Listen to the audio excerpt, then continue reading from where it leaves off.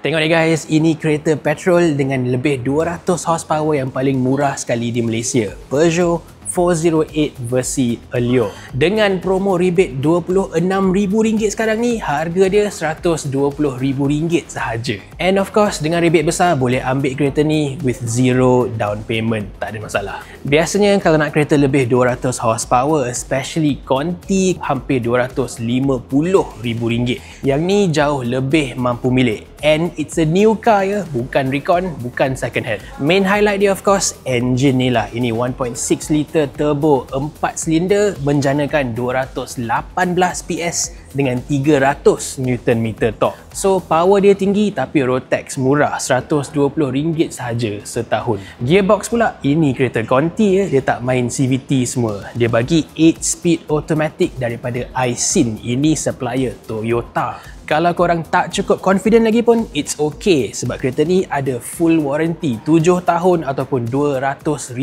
km.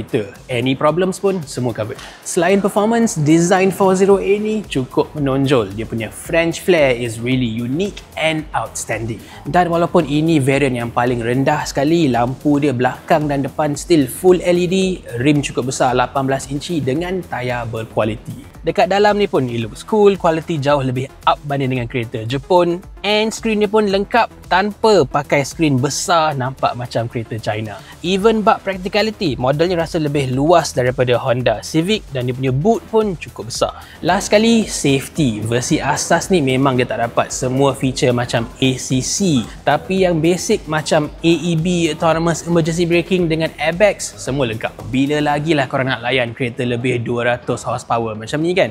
Best ke tak best? Tulis kat bawah.